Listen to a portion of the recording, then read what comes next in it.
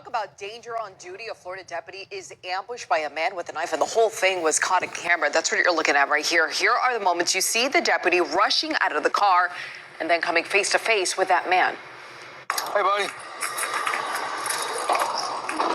Hey!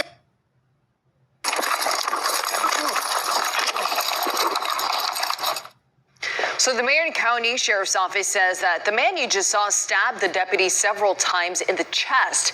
He then ran into the woods, and thankfully the deputy's bulletproof vest saved his life. Deputies found the suspect on a nearby road and took him into custody. And now listen to what the man told the deputy once he was in the back of the patrol car. I should have killed you. Okay. You're lucky I didn't. You know that, right? You should thank God for that. I would have killed you in your neck. I would have stabbed you in your neck. Hey! Yeah, he didn't stop threatening there. The suspect faces several charges, including attempted murder of a law enforcement officer. Wow. Okay, shalom. Kwam Yasha Allah, Koholoyim La Yahweh, Bahashim Yahweh Shai, Bahashim Rakah HaKodash. Double honors to our apostles and elders of Great Millstone who rule well, that by the Spirit taught this beautiful truth. I just want to say the water to all the H.I.M, Akwaf that's out here sincerely keeping the laws, the statutes, and commandments. Love Yahweh Bashim Yahweh Shai to the best of their ability. This is Achanan Nawach. Just coming at you with another quick lesson, praying that it's edifying to the spirit and just straight to the point. You know, this is Esau, this is his kingdom, and they're not in trouble as other men. And as soon as I seen that video, and even and you can clearly see he's not like your upstanding so-called white citizen. You can clearly see this guy's trash. He's trailer trash. He's probably on all kinds of drugs, but still in the same time, he's in his kingdom and he's protected. You know what I'm saying? You know, he's not in trouble as other men. So this is Psalm 73:3. For I was envious at the foolish when I saw the prosperity of the wicked. For there are no bands in their death, but their strength is firm. They are not in trouble as other men, neither are they plagued like other men. Therefore pride compasseth them about as a chain. Violence covereth them as a garment. Their eyes stand out with fatness. They have more than heart could wish. See? And this is Esau. This is his kingdom. You know, he's able to just stab a damn police officer when we already know, had that been a so-called black, Hispanic, or Native American man, there would have been 5 squad cars. They would have jumped out with guns drawn, with the doors open as shields. You know the routine. You know what I'm saying? He's like, oh, hey, buddy, come here. Let me talk. You know what I'm saying? So this is how Esau gets down, you know, because he went totally unscathed. You know, full well, that had been a so-called black man, he would have got his ass blown away immediately. And then the guy gets into the back of the squad car and tells him that, it could have jugged you in your damn neck. And, who knows, man, they probably throw him in a little rehab center, give him some anger management, find out, whether or not, okay, my client has been under some stress. He's been on drugs and he's been drinking quite a bit. He lost his mother or some shit, and they give him some, and probably the damn police officer are probably going to check in on him while he's doing this little stint, and come before the judge and tell the judge, while we all have problems, Your Honor. I say give him some leniency. You know how Esau gets down because they love their own, But see, Esau is falling under those curses, and people are starting to see who these people really are. Because when you go into the comment boards, you see the comments, you know what I'm saying? They're sly comments, you know that people are hinting towards, they're not exactly saying it, but they're hinting towards it. If you can read through the lines, they're hinting towards, the skin, color for the protection, you know what I'm saying, so to speak, so it's not going unseen. Esau is being called out for who he really is, the wicked that the Bible speaks of. And because he's in authority, he can. They really don't, they don't want their people to be seen as the fucking really murderous, treacherous ass people that they really are. But it's starting to fail because social media is going through the roof on them. It's like they can't control that narrative.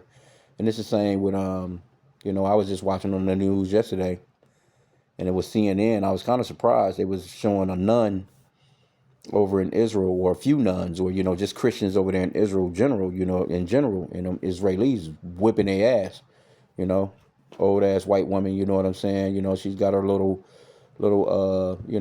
nun outfit on, you know what I'm saying? And they just stomping her ass out. Spitting on her and all this other shit. And I was like, damn, they showing this shit on the news.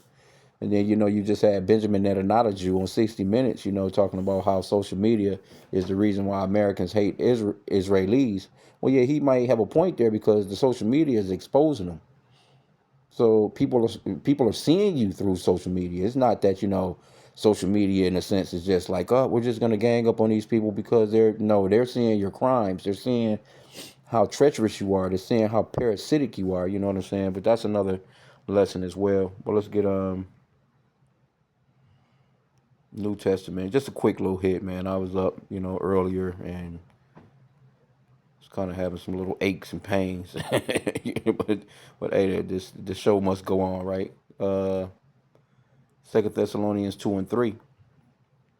It says, "Let no man deceive you by any means, for that day shall not come, except there come a falling away first, and that man of sin be revealed, the son of perdition."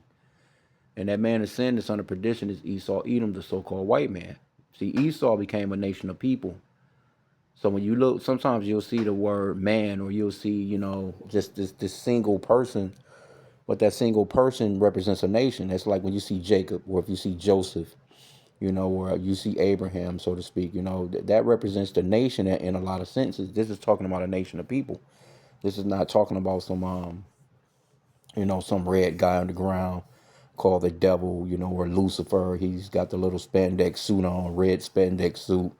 He got the two little horns on his head. He got the perfectly shaped goatee, the little tail with the arrow on it, and he's just standing there, you know what I'm saying, while skeletons are floating up and down in a lake of fire. You know how they do.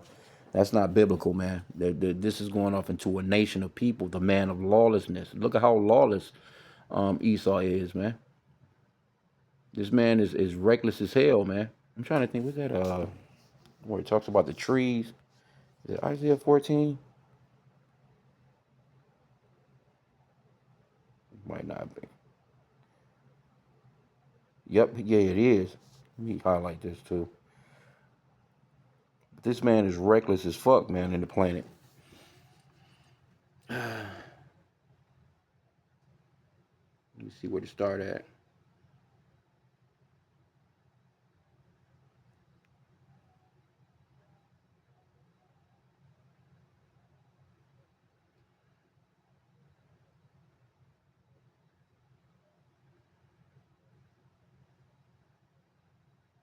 I'm gonna start at verse 4, Isaiah 14:4. Let me read it in the Amplified. It says that you will take up this taunt against the king of Babylon and say, how the oppressors has ceased his insolence, and how the fury has ceased. The Lord has broken the staff of the wicked, the scepter of the tyrant rulers, which used to strike the people in anger with incessant blows, which subdue and rule the nations in wrath with unrelenting persecution. The whole earth is at rest and is quiet. They break into shouts of joy, and this is what we're waiting on, man. The scripture says that he that leadeth into captivity shall go into captivity. He that killeth with the sword must be killed with the sword. Here's the patience and the faith of the saints. The patience and the faith, we're patiently and faithfully waiting on this day to come, because it says, though it tarry, wait for it. It shall surely come to pass. See, and we're watching it come to pass. It's going to come to a full fruition, where this prophecy of Esau, Edom, the so-called white man, being really, we got our foot on their fucking necks. That's coming to pass, man. Verse 8, it says, even the cypress trees rejoice over you, king of Babylon. Even the cedars in Lebanon, saying, since you were laid low, no woodcutter comes up against us. Because this man, he destroys everything. Even the trees are going to rejoice. The planet is going to rejoice. The birds are going to rejoice. The bees are going to rejoice. Matter of fact, there was a video. Let me see if I can find it real quick. A little off subject, but, same subject.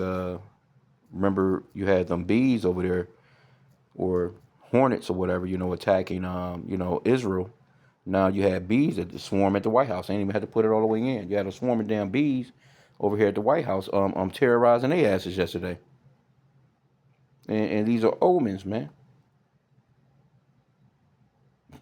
Crazy work. They was running off the reporters and shit. Like, I don't know where they came from. You know what I'm saying? But, hey, it is what it is. That's the Lord, man. But these people are the wicked, man. And this is a perfect example of their kingdom, though, because, they still hanging on. But let me get this. Those curses are starting to fall upon them. They're starting to crash out. You see them in these videos. I'm talking about grown-ass men with beards. Edomites, grown-ass men with beards. I see the little chicks, you know what I'm saying? I can see them being emotional. When we talking about these so-called white people fucking in a rage, man. And that's why we say pray, be circumspect, and don't even be around those people if you can help you. Don't even be around Jake like that, but especially Esau.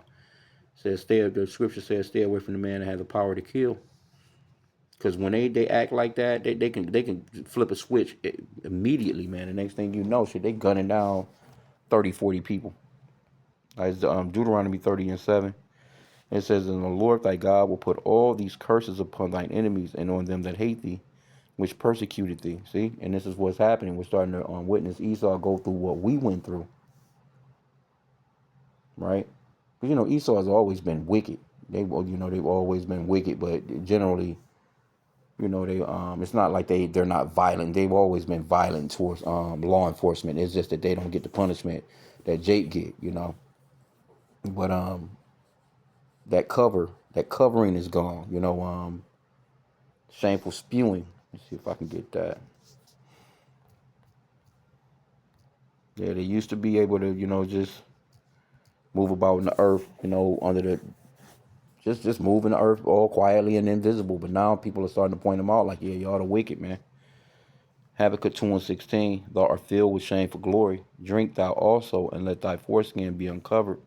The cup of the Lord's right hand shall be turned unto thee, and shameful spewing shall be on thy glory. Yeah, man. All your glory, all this, we're the best in the world. And oh, man, looking at Trump over there in China was embarrassing. I sat back and just had to really applaud. He all slunched over.